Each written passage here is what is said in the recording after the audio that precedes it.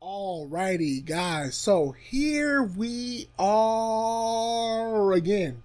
Different day, same grind. This time we're going to be talking Cloak and Dagger, specifically episode 6, Funhouse Mirrors. Before we get into all that good stuff, though, I'd like to thank all my new subscribers. We are now 88 strong, making the slow march towards 100. Hashtag the first 100 in the comment section down below.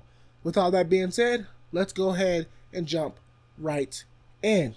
I want to begin right where the episode begins because I felt like that scene right there instantly hooks the audience. That opening scene instantly hooks you, and you know it's going to hook you because you have the true MVP Evita and her aunt doing this weird voodoo magic stuff, and you really get some more expansion of the universe that we're in. You get some more lore, some more voodoo type explanation about the situation that Tyrone and Tandy are in, and you even get a call back to the little figurine she made of Tyrone when they first met. But I want to take a quick tangent here and stick with me, please. Stick with me, please, and let me know if you disagree in the comment section down below. Evita has shown to be the true MVP of this show. You're probably thinking, oh no, he's gone crazy. But listen here.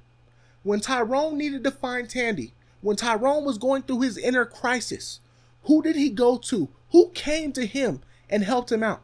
Evita. When Tyrone was pouting after he threw the state championship game, who was in his room with the Letterman on? Evita. Who in this episode here has now more lore and more information about Tyrone and Tandy's situation? Evita.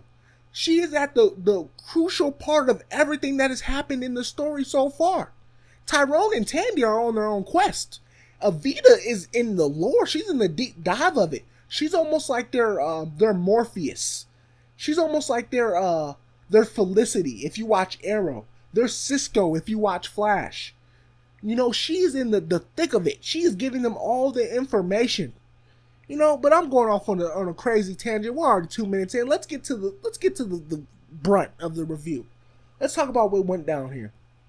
So Tyrone, he's peeping in on Dwayne, and there's a funny thing I'm going to get to once I talk a little bit more about this. He's peeping in on Dwayne, and he wants to kind of infiltrate himself into Dwayne's business, which I think is kind of funny, especially since he was talking about how everywhere he goes, he's looked at as a guilty man, as a criminal. And then in this episode, he's pretty much signing up to be a drug runner.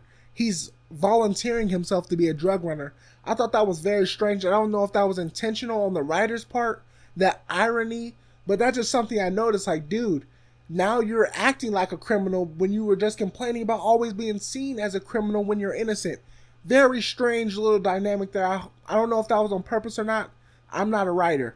That was a strange dynamic there. But I did enjoy that whole scene between him and Dwayne. That whole interaction. But sticking with Dwayne for a moment, I kind of get where he was at. You know, and I'm not trying to be disrespectful, but I understand what he meant. I'm alive still. He saw a way to capitalize and grow himself as a businessman, as an entrepreneur, even though it was illegal. That his brother is still going to be dead. Tyrone's brother is still going to be dead.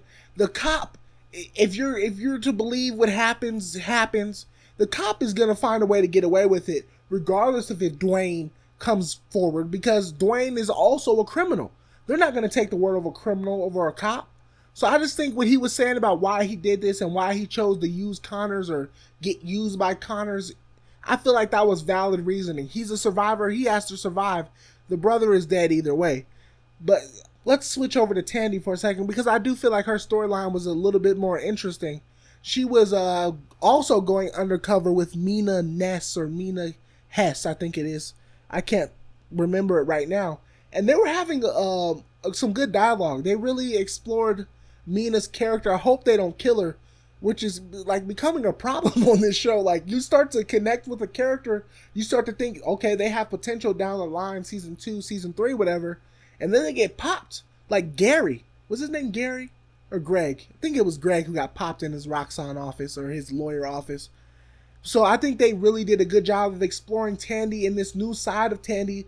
And you got some good background on her. She's smart. She's had these science background. She knows how to deal in this world with the blueprints and the schematics. And Mina, she was read up. She does her research. She read Mina's paper, and when she cares about something, she does excel at what she cares about. She does it really well. Like, she was full-fledged involved in everything that was going on in that little wading through the water scene. And you really got to explore Mina's character and even Tandy. And I will say right now, Tandy is on my good side again.